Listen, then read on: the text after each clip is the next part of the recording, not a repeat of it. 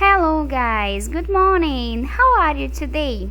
Então, turminha, hoje na nossa aula de inglês vamos ter uma aula prática super legal.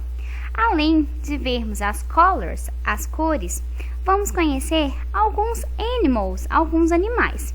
Então, let's go! Olha só, aqui nós temos um dinosaur, que é um dinossauro, um octopus, que é um polvo, um chicken, que é um pintinho, um red dog, que é um porco-espinho, e um fish, que é o peixe. Então, nessa atividade, vocês vão precisar da ajuda da mamãe ou do papai, ou quem estiver com vocês, tá? Para poder recortar e desenhar esse animalzinho, tá?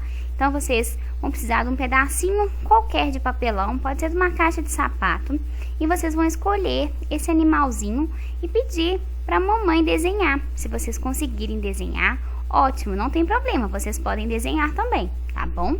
E aqui foi usado pedacinho de massinha. Se vocês tiverem massinha velha em casa, que vocês não usam, vocês podem usar. E aqui foi colocado pedaços de canudinho. Mas se vocês não tiverem, não tem problema, vocês podem só colorir. Quem não tiver esses olhinhos, podem desenhar, tá?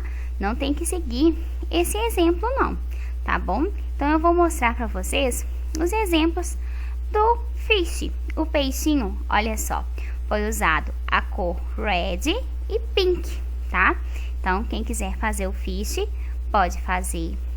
Quem quiser fazer o dinosaur, que é o dinossauro ele é green, pode fazer também, não tem problema.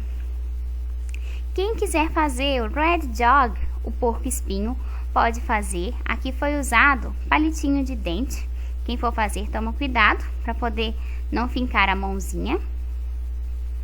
O octopus, que é o polvo, ele é blue. E o porco-espinho, ele é brown, tá, gente? Esqueci de falar. O dinosaur, green, brown, blue. Então, turminha, bye bye, see you e até a nossa próxima aula. Espero que vocês gostem da nossa aula de hoje. Beijinhos, não esqueçam de me mandar, usem a criatividade. Sei que vocês vão arrasar. Beijos!